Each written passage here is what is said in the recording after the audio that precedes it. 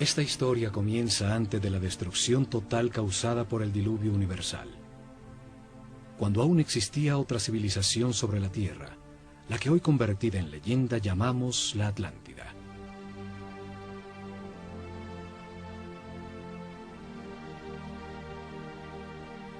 Tenían una sabiduría producto de la evolución de la conciencia del hombre durante miles de años, de las verdades comprendidas sobre el funcionamiento del universo y del proceso que llamamos vida.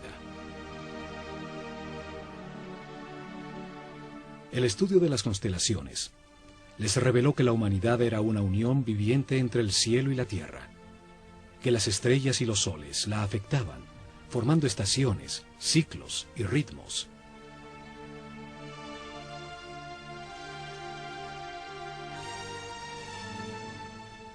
Sabios sacerdotes de la Escuela de Conocimiento de Naakal, en la Atlántida, descubrieron que el planeta estaba en los momentos finales de uno de estos ciclos.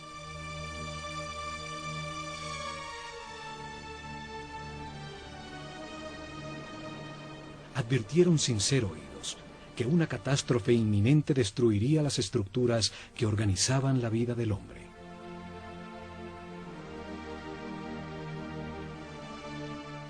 Sin apoyo del grueso de la población, construyeron unos pocos barcos cerrados por todos los lados y los protegieron con campos electromagnéticos de fuerzas que podían penetrar y disolver la materia. Dirigidos por el sumo sacerdote Chiquitet Arelish Bomalites, subieron a bordo con sus familias, unos pocos instrumentos, algunos animales domésticos, y hacia el este se alejaron de la Atlántida. El planeta se estremeció.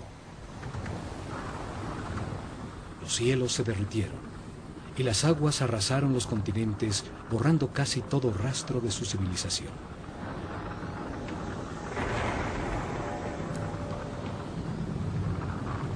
Como evidencia en dos lugares muy cerca a Egipto, se encontraron unas gigantescas losas de piedra, llamadas megalitos, que por su enorme tamaño, peso y difícil ensamblaje, demuestran una tecnología desaparecida, seguramente de la civilización atlante. La primera evidencia está en Baalbek, Líbano. Allí se encuentran las tres losas cortadas de piedra, más grandes y más pesadas del mundo.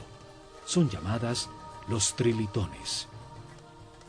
Cada gigantesca losa pesa 1.200 toneladas, mide 25 metros de largo, 8 metros de ancho y 5 metros de alto. Hoy, el peso más grande que se puede levantar con una grúa, el transportador espacial Discovery, solo pesa 150 toneladas, una décima parte del peso de los trilitones. Hoy no existe la tecnología para levantarlas, y mucho menos para colocarlas con tan extrema precisión. Fueron movidas a su lugar desde 3 kilómetros de distancia donde fueron talladas, y donde aún se encuentra una losa de igual tamaño que nunca fue utilizada por los constructores originales. La misteriosa plataforma, por su enorme tamaño, se convirtió en un sitio sagrado para las culturas que después del diluvio se asentaron en la zona. Asirios, persas, griegos y por último romanos construyeron sus templos más importantes sobre la plataforma.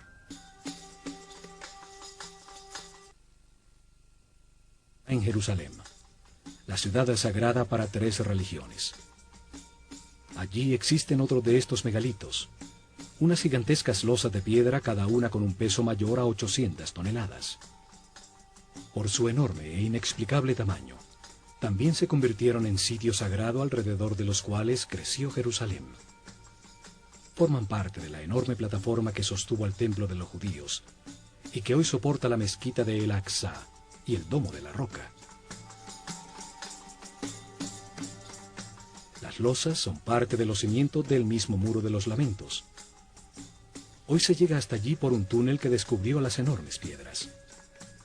Los megalitos de Baalbek y Jerusalén formaban parte de construcciones desaparecidas por el cataclismo universal. Lograron permanecer en el sitio por ser tan masivas. Este cataclismo destruyó la civilización atlante. Sucedió alrededor del año 10.900 a.C., cuando el sistema solar atravesaba la constelación de Leo y quedó registrado en los libros sagrados de todas las culturas del mundo.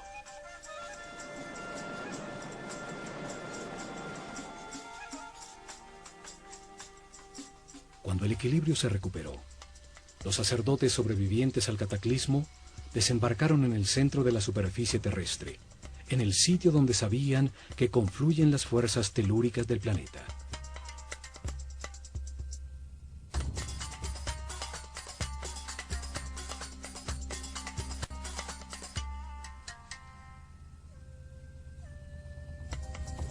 Esperaban utilizar estas fuerzas para impulsar el pensamiento del hombre, construyendo masivas formas piramidales que resonaban, concentraban y transformaban la vibración fundamental del planeta en energía. Seres muy avanzados espiritualmente, tenían un concepto de progreso que no estaba basado en la adquisición de comodidades materiales, sino en lograr la paz y la armonía interior, en transformar un limitado hombre animal en un superhombre. Estos sacerdotes, en un momento que llamaron el Septepi, el tiempo nuevo, vieron resurgir de las aguas un largo y estrecho oasis, una fértil tierra rodeada por un desierto protector bordeando un largo río. Lo llamaron Egipto, la tierra que emerge de las aguas, el país de un solo río, el Nilo, con las mejores condiciones para gestar una nueva civilización. Los sacerdotes vieron el cataclismo como una oportunidad para orientar la humanidad hacia un destino más alto y estructurar en este nuevo ciclo una sociedad dedicada al perfeccionamiento espiritual.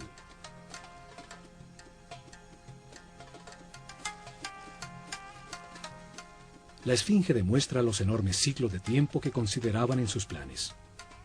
Su forma de león, con cabeza de hombre, resalta el ciclo comprendido entre la era de Leo y la de Acuario, los tiempos de influencia de la nueva civilización. Veían la vida como un proceso diseñado por Dios, en el que el hombre reencarna sucesivamente para perfeccionarse y ascender en las jerarquías del universo. El espíritu del hombre que no comprende al Creador, ni la razón del universo o de su propia existencia, se encarna en un cuerpo para tener experiencias que le permitan adquirir sabiduría y comprensión.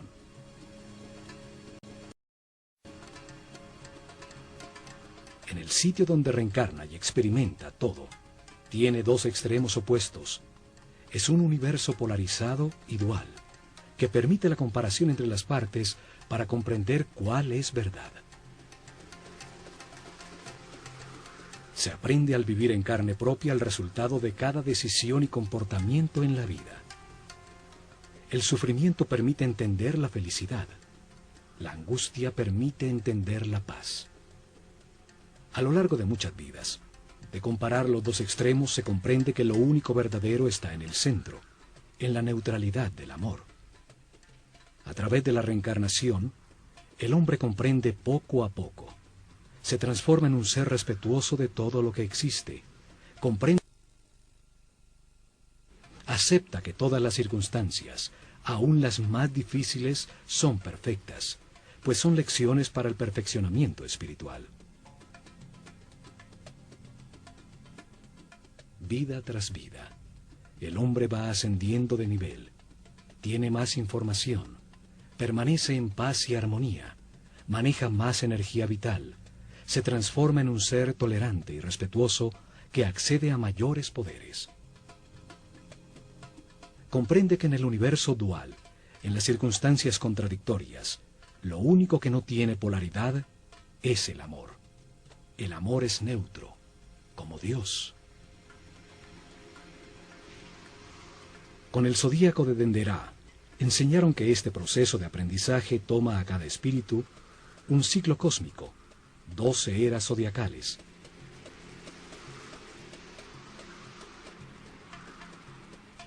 Un giro completo del sistema solar, recibiendo la radiación de cada una de las 12 constelaciones.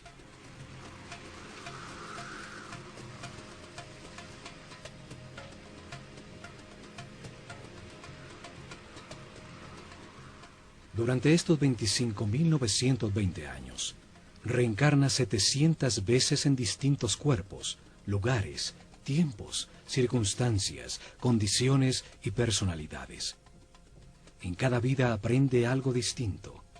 Cada vez nace influenciado de distinta manera por las fuerzas que irradian las estrellas. Así, todo ser vivo cumple un ciclo cósmico, en el que recibe la energía de las 12 constelaciones, la influencia de los cielos, que marcan ritmos y producen distintos estados. Conociendo la relación de este proceso de aprendizaje, de las vidas del hombre en la Tierra, con el movimiento del planeta y del sistema solar, a través de las constelaciones, rigieron sus planes por las estrellas. Estructuraron un método para revelar información sobre Dios, el universo y el proceso de perfeccionamiento durante miles de años. Una forma para la vida y para qué existe.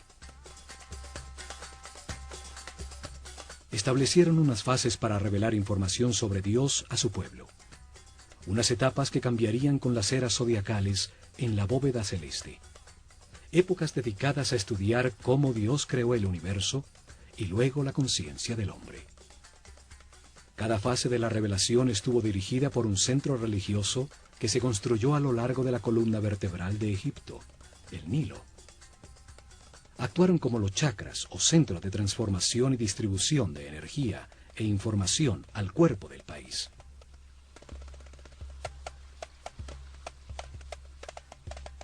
Desarrollaron en 4 épocas, 4 centros religiosos, cada uno dedicado a explicar y lograr comprensión en el pueblo sobre una fase del Génesis. Cada uno dedicado a un momento distinto del único Dios, con nombres y formas simbólicas distintas.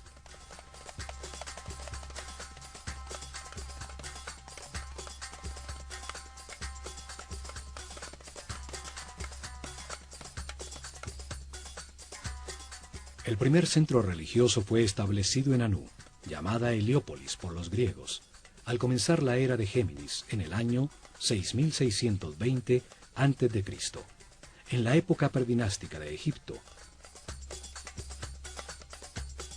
Una era dedicada a la simetría en el arte y en la arquitectura. Fue dedicado a revelar información sobre las características, cualidades y significado de un Dios absoluto, el único Dios, la causa original, el todo, al que llamaron Atum-Ra, la unidad homogénea, estática, antes de manifestar el universo. El segundo centro religioso fue establecido en Memphis, al comenzar la era de Tauro, en el año 4460 a.C. Fue dedicado a revelar información de otro momento de Dios, cuando manifiesta el universo, los planetas y los soles, cuando activa su voluntad, su energía divina y crea la materia. Llamaron Ptah a esta característica creadora de Dios. Durante esta época se nota la influencia de Mentú, el toro que representa la era de Tauro, en todo Egipto, aún en los nombres de los faraones. El tercer centro religioso fue creado en Hermópolis, dedicado a Tot. Así llamaron al único Dios, cuando multiplica la creación sobre la tierra con la diversidad de la naturaleza, las plantas y los animales. El cuarto centro religioso fue establecido en Tebas con la llegada de la época de Aries, el Ram, en el año 2300 a.C. Fue dedicado a revelar información sobre las características, cualidades y significado de Dios cuando crea su imagen del hombre. Lo llamaron Amón-Ra. En esa época se da el momento culminante de la civilización. Se construyen cientos de templos donde las figuras de carneros predominan y los faraones incorporan Amón y Ram a su nombre.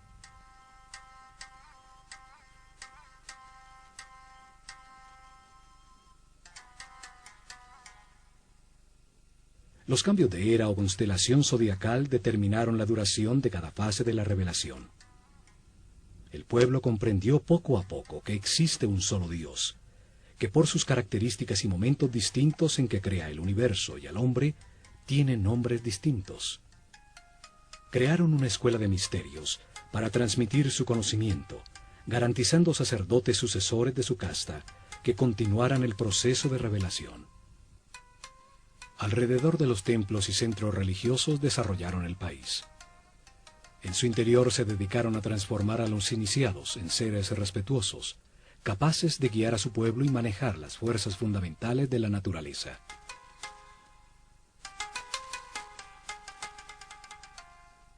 Escogieron sus discípulos entre todos los niños de Egipto por el nivel de conciencia y de sensibilidad que demostraban, dándoles la posibilidad de dedicarse a una vida de sacerdocio. Les dieron información sobre el proceso de perfeccionamiento a través de la reencarnación, sobre Dios y el universo. Les enseñaron ciencias, arte, religión y filosofía. Los entrenaron en ejercitar su autocontrol. Aprendieron a conservar su energía vital, a comprender la importancia del respeto y el libre albedrío, acelerándoles el proceso evolutivo. Los convirtieron en los sucesores de su casta, sacerdotes con el conocimiento y el poder que éste produce, y la misión de guiar al pueblo en un camino de perfeccionamiento general. Se han encontrado estatuas de sacerdotes, unas saliendo de un cubo, otras representados como escribas, seres con el conocimiento. A unos pocos le adicionaron a su nombre la palabra Hotep, que significa sabio, como a Imhotep o Amenhotep, hijo de Apú, como reconocimiento a su sabiduría.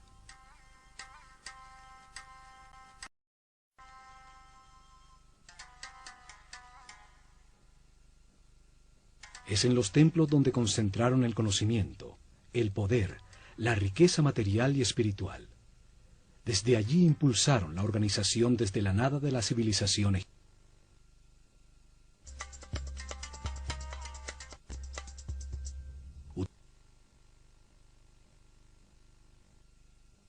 de sacerdotes, que dirigió los destinos de Egipto por miles de años, desde las sombras detrás del faraón.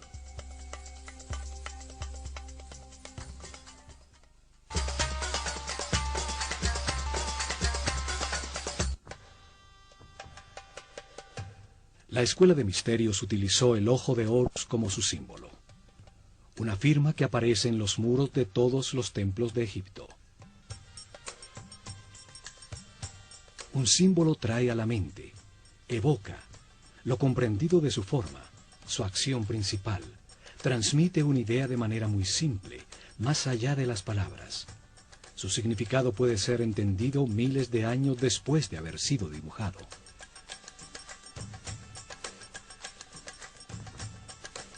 Los ojos son el sentido del sol, el origen de la vida. Actúan percibiendo su luz y las vibraciones de color. Transmiten a la mente la intensidad y la fuerza del fuego.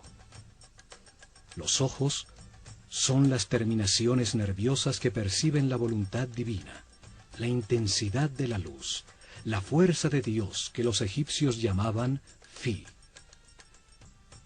La fuerza que condensa el espíritu en la materia, dando lugar al universo, el sitio de experimentación de la conciencia. Son los únicos nervios que salen a la superficie del cuerpo y que podemos observar en su funcionamiento vital. Florecen dentro de esferas llenas de un líquido blanco cristalino.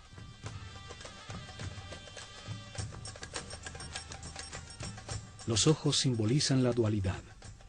El ojo izquierdo es solar, sensible a lo negativo. El derecho es lunar, sensible a lo positivo y afirmativo. Cruzan su información para producir la imagen mental correcta del espacio.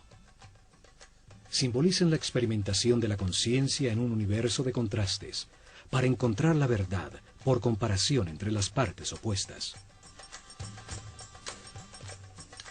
Reaccionan a la luz activa del sol, produciendo en la mente la verdadera luz, la energía vital luminosa, una luz invisible que hace posible la inteligencia y la comprensión de la realidad. Los pájaros evocan la acción de volar, la libertad sin limitaciones materiales. El halcón es el pájaro que mejor ve. Horus el halcón, representa al espíritu cuando completa su aprendizaje en la vida mortal y limitada. Cuando comprende las verdades del universo, porque las ha verificado en muchas vidas, y se eleva sobre las limitaciones materiales, sobre el tiempo y el espacio. El ojo de Horus es la conciencia inmortal que todo lo sabe, que todo lo ve, puede volar muy alto sobre todo lo que existe, o fijar su atención en cualquier detalle. Evidentemente, los sabios sacerdotes se veían como los observadores y los guías de un proceso de perfeccionamiento hacia la luz. Por eso su símbolo era el ojo de Horus, el ojo que todo lo ve.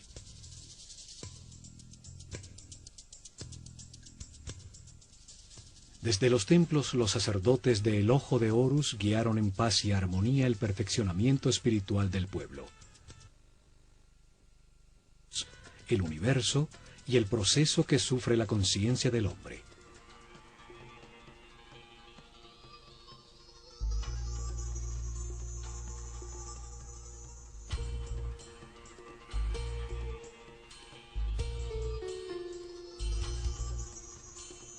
Protegido del exterior por altísimos muros, cada templo era un enorme complejo donde vivieron miles de personas, hombres y mujeres por igual, pues no había distinción de sexo.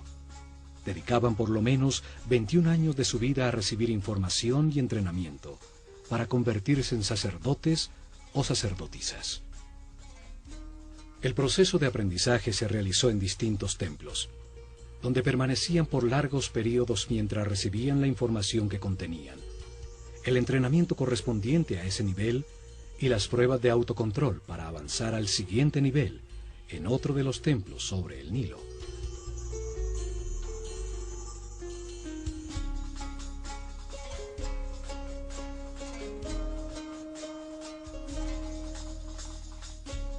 Cada templo fue una biblioteca viva con información especializada. Cada uno tenía una lección distinta sobre el universo o la razón de la existencia. Cada templo contenía en su interior un tema sagrado distinto con información que da sentido a todo lo creado.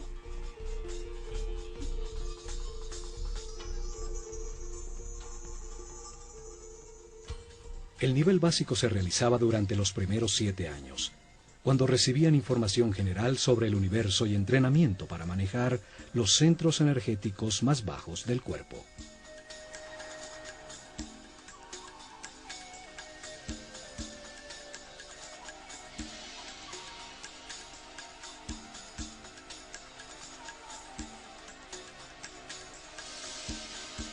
Tenían templos como el de Komombo, dedicados a entender la necesidad de un universo dual y polarizado, para permitir a la mente comparar entre extremos opuestos y así comprender qué es verdad. En su interior aprendieron a controlar el miedo a perder, a entender que se tiene lo que corresponde en cada vida, para vivir las experiencias de aprendizaje que se necesitan. Tenían instalaciones para despertar el miedo a la muerte, aprender a controlarlo y entender que la muerte es solo un paso a otra experiencia de aprendizaje. En túneles con agua y cocodrilos, grandes alturas, sitios cerrados con serpientes, los iniciados probaban su determinación. Allí recibieron información para superar el miedo a ser abandonado, los instintos de agresión y defensa, a entender la existencia de programas mentales inconscientes que generan reacciones automáticas para poder controlarlos.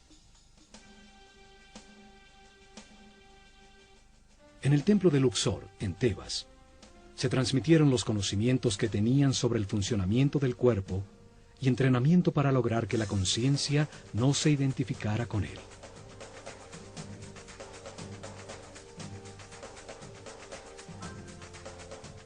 El templo entero era como un organismo humano. Cada salón representaba un órgano con información en sus muros sobre su función principal, el beneficio que el organismo total obtenía al realizarla y su relación con otros órganos.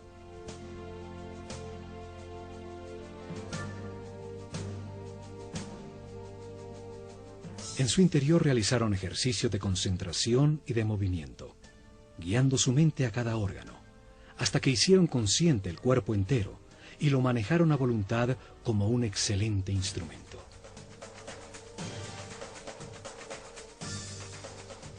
Varios templos con sacerdotisas de Neftis e Isis estaban dedicados a transmitir información y entrenamiento sobre las percepciones físicas, las emociones y deseos carnales del cuerpo, su diferencia con las emociones superiores, la intuición y la inspiración.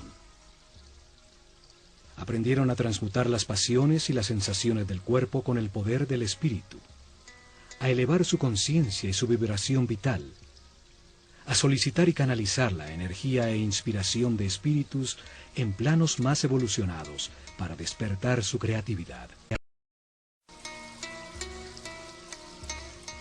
Muchos templos como el de Hathor, en Dendera, estaban dedicados a las ciencias, a la astronomía, a la astrología y a las matemáticas. En su azotea se dedicaron a registrar los cielos, a entender las distintas energías que emite cada constelación y los efectos que produce.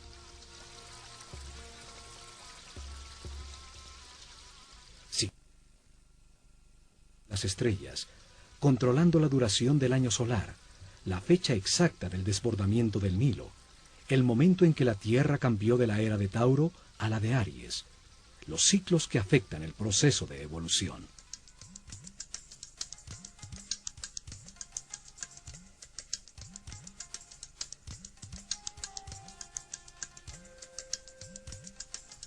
Luego de recibir información dirigida a la razón y entrenamiento para controlar sensaciones, emociones y pensamientos, dedicaban otros 7 años al lado derecho del cerebro, a la inteligencia del corazón, a encontrar la diferencia entre el pensar y el meditar.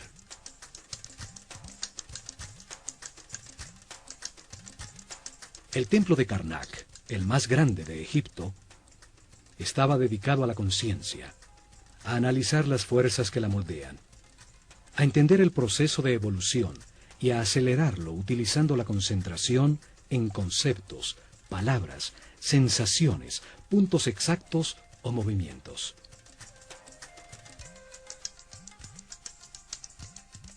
Aprendieron a concentrarse en sí mismos, a diferenciar entre el yo superior y el ego, a identificarse con un ser u objeto externo hasta sentir y transformarse en lo que se piensa.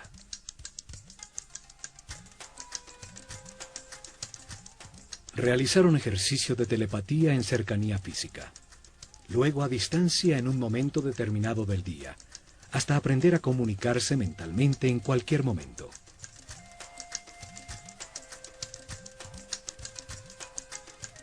Recibieron información sobre el tiempo y entrenamiento para vivirlo como un eterno presente.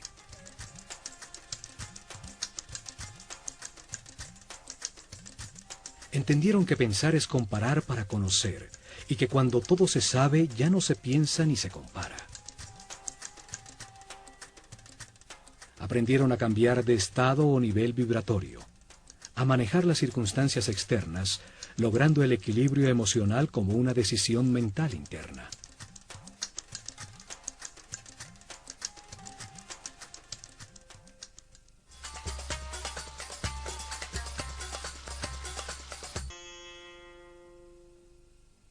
Cada templo contenía 3 niveles de información. Era una manera para revelar información simultáneamente a hombres con distintos niveles o estados evolutivos. El primer nivel transmitía información básica dirigida al pueblo. Cada templo contaba una sencilla historia llena de símbolos y personajes fantásticos. Un drama sagrado fácilmente comprensible. Las ideas eran expresadas como mitos en forma de historia.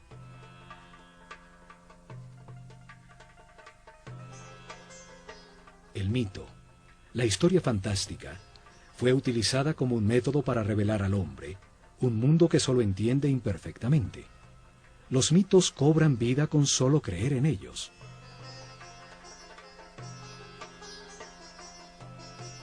Inventaron personajes con características simbólicas, con formas que traen a la mente su función y actividad principal, que participaban en sencillas historias, parábolas que cuentan verdades sobre la naturaleza humana, sin lo árido o lo abstracto de la filosofía o la metafísica.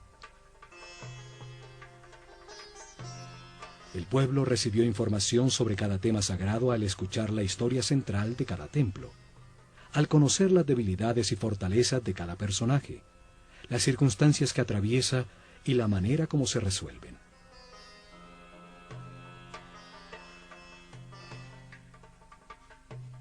Utilizaron un segundo nivel de información dirigido a los discípulos, seres con un nivel espiritual más elevado, y a los que se les explicaba directamente el mismo tema sagrado, de una manera más concreta y profunda.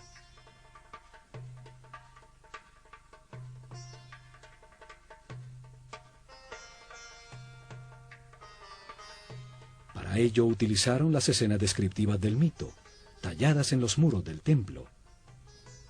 Se les explicaba cada personaje, lo que simboliza en el universo, la parte del proceso de perfeccionamiento que representa, el porqué de su forma, su comportamiento y su función principal.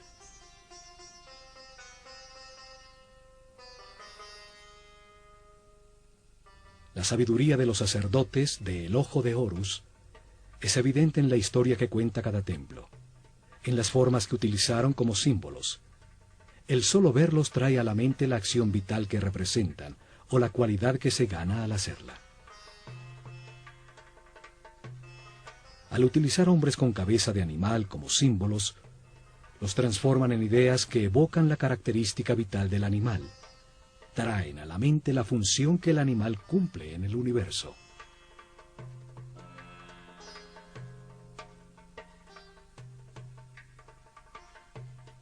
Un hombre con cabeza de chacal adquiere sus características, su instinto de orientación en el desierto. Siguiendo sus huellas, siempre se llega a tierra cultivada. Es entonces un excelente guía. Cada símbolo evoca una comprensión. La forma simple de un pájaro evoca en la mente el vuelo, la libertad. Un disco solar sobre la cabeza de un hombre habla de su claridad, de la sabiduría que irradia, de la información que tiene, del nivel de su conciencia.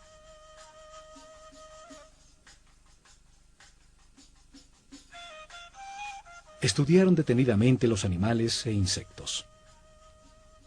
Así recolectaron un profundo conocimiento sobre su vida, sobre su actividad principal, sobre sus características vitales, los hábitos que desarrollaba para lograrlo, su dieta alimenticia, la duración de su gestación, sus hábitos sexuales, el sentido principal de su existencia.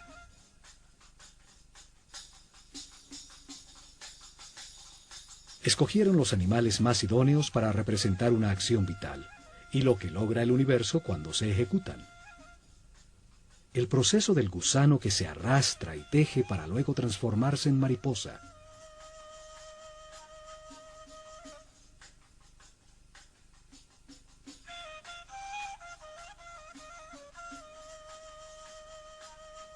Entre todos los pájaros, el halcón es el que mejor ve. Tiene un cerebro óptico, con la vista más perfecta y desarrollada. Por eso es escogido como símbolo para representar esa función vital, el sentido de la vista. Una figura humana con cabeza de halcón es un ser que todo lo ve, que domina el panorama, viendo perfectamente cada uno de los detalles en los que enfoca su atención.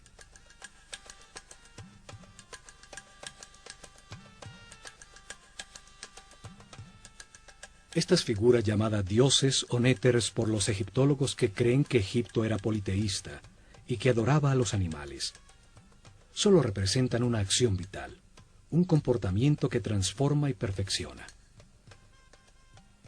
Cada acción importante de la vida tiene un símbolo que la representa. Comunica la transformación que ocurre en la esencia del individuo que la ejecuta, lo que se obtiene. Un par de brazos indican adoración. Unas piernas, la acción de caminar. Una boca, la acción de hablar.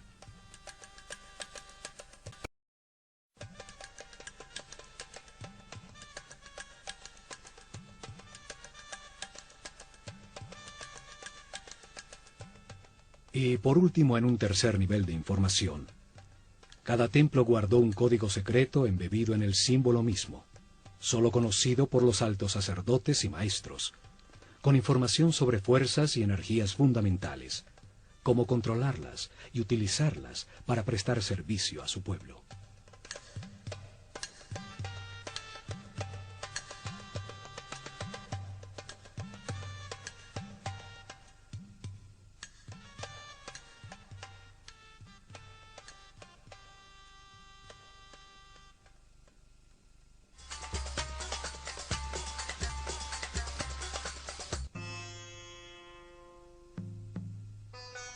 En templos como el de Horus en Edfu, el sumo sacerdote dirigió a los discípulos más evolucionados a desplazar su conciencia en el tiempo, abriendo el inconsciente para revivir y comprender las vidas pasadas en su proceso de reencarnación. El sumo sacerdote siempre fue un ser muy avanzado en el camino espiritual. No se identificaba con el cuerpo, conocía perfectamente su funcionamiento y qué energías utilizar para equilibrarlo.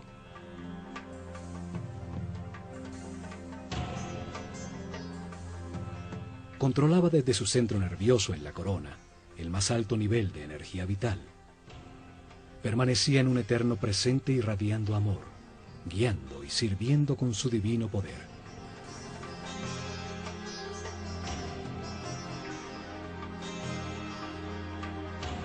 La materia solo recibe, se contrae. El dar es radiar. Es una característica vibracional del espíritu.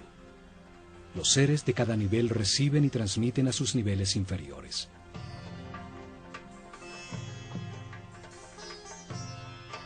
En sus salones entendieron que la realidad está compuesta de 7 niveles de energía vibracional, 7 corrientes energéticas con 7 distintos niveles de poder o fuerza.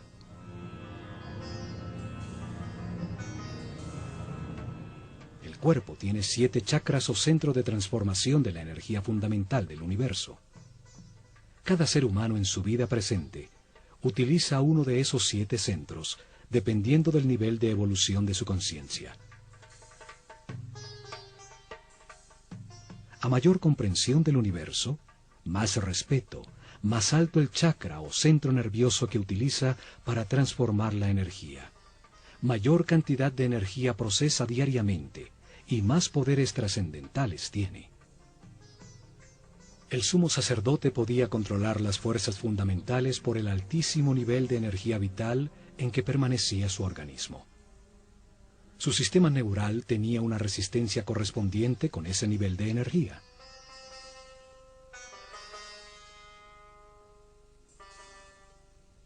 Así, en todos los templos de Egipto, los iniciados recibieron información y entrenamiento. Aumentaron paulatinamente su nivel de energía vital y de manera correspondiente el nivel de resistencia de los nervios de su cuerpo.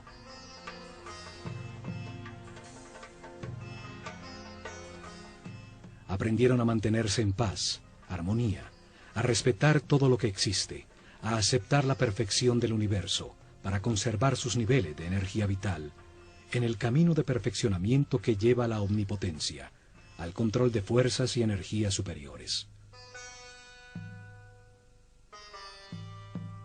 Una intensa preparación física, mental y espiritual que terminaba con el momento de experimentar la totalidad y la nada, lo manifestado y lo inmanifestado, y recibir en una pirámide una poderosa energía que permite vislumbrar el 7º nivel de conciencia. Durante la era de Tauro, se dedicaron a experimentar con una forma piramidal de tecnología resonante que transformaba las vibraciones del planeta en energía, un conocimiento heredado que había de llevar a la práctica.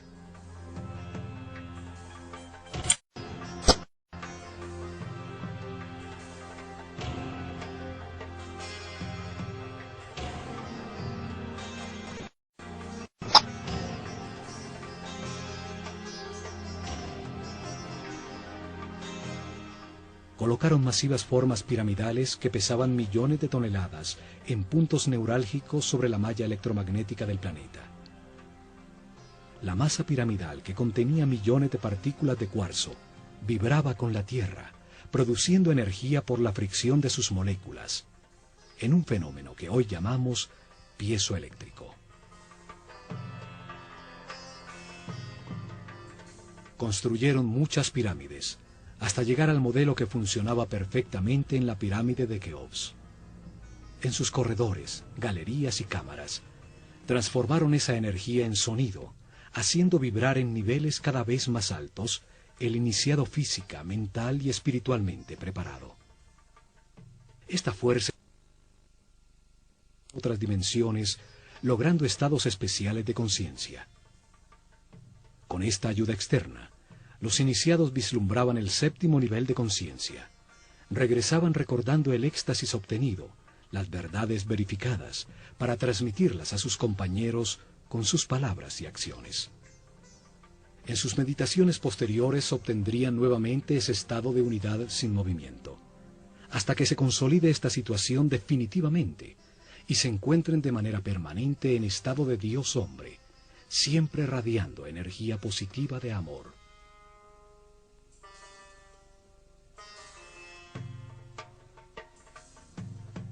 Los conocimientos sobre las formas puras del universo, los bloques básicos con los que se organiza la energía y la materia, fueron fundamentales para el desarrollo de la civilización egipcia.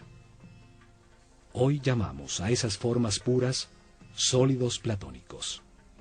5 polígonos con sus lados y ángulos iguales, basados en triángulos equiláteros, la forma divina que no tiene tensiones.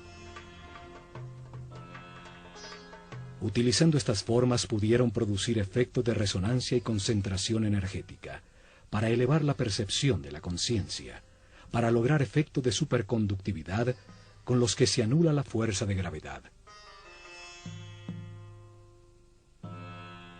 Hoy se ha descubierto que el planeta tiene puntos neurálgicos, llamados nodos diamagnéticos, donde se puede controlar la fuerza de gravedad del planeta y producir fenómenos de superconductividad.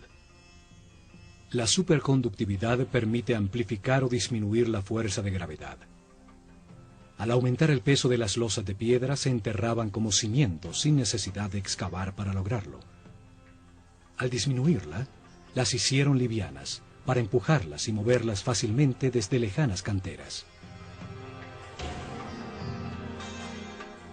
En la isla de Segel se encontraron hieroglifos con fórmulas e ingredientes para producir una especie de concreto que parece roca. Científicos franceses lo han descifrado parcialmente. Sus experimentos confirman que se trata de geopolímeros que al solidificarse producen un tipo de piedra. Esto explica la facilidad para hacer juntas tan exactas entre las piedras de sus templos, logrando utilizar los bloques ya fundidos como formaleta de los nuevos.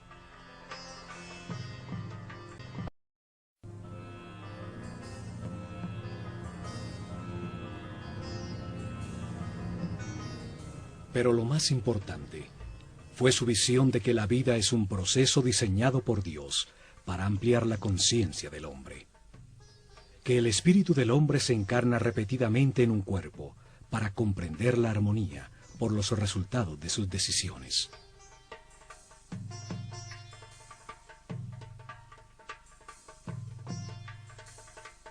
Al vivir muchas vidas con experiencias opuestas, de angustia y paz, de depresión y felicidad, de riqueza y pobreza, de salud y enfermedad, comprende la razón de su existencia y termina con las limitaciones materiales, transformándose en un superhombre inmortal.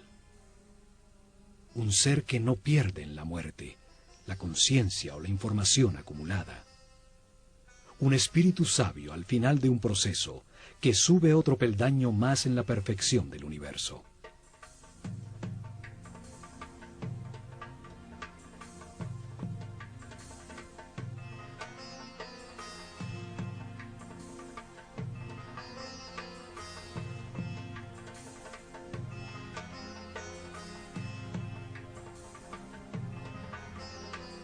El hombre reencarna muchas veces. Al principio su animalidad es dominante. La intolerancia y la agresión determinan una vida de sufrimiento. Poco a poco, se satura del dolor y al buscar remediarlo deja de atacar. encuentra la paz y con ella altos niveles de energía vital.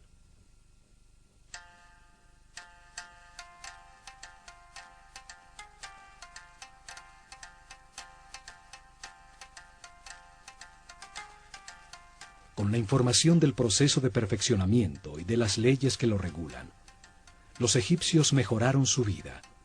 Aceptaron los momentos difíciles como parte de su camino de aprendizaje, logrando permanecer en paz y armonía.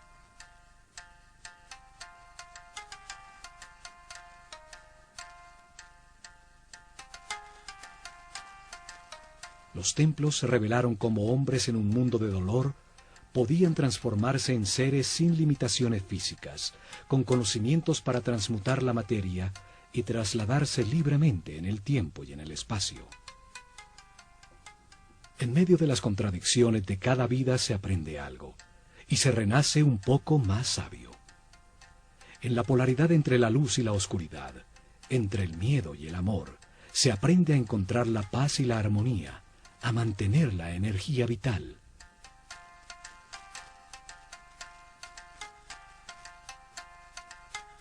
Al experimentar en carne propia los tormentos y la angustia que producen la ira, el odio, el rencor o la venganza, se comprende el valor de la armonía. Al comprender que cada decisión produce paz o sufrimiento, se puede pasar del infierno de la vida al cielo de la misma. El pueblo entendió que todas las acciones de la vida diaria, pescar, sembrar, cosechar, son una manera de acercarse a Dios, de ser más perfectos cada día.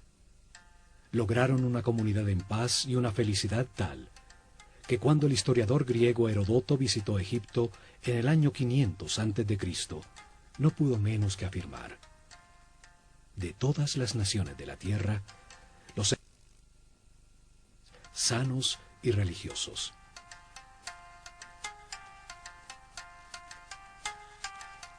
Sin embargo, no tenían una palabra en su idioma que significara religión. No veían ninguna diferencia entre lo sacro y lo mundano. Se veían como los encargados de comprender que Dios, el universo y el hombre forman una unidad manifestada por amor.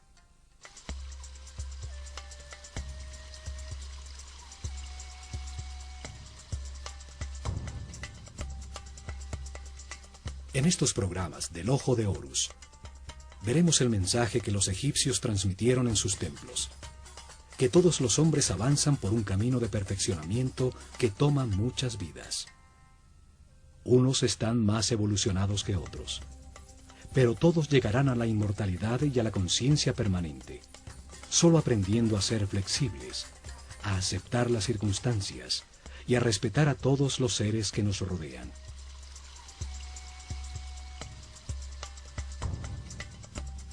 El camino puede ser de sufrimiento o de paz y armonía.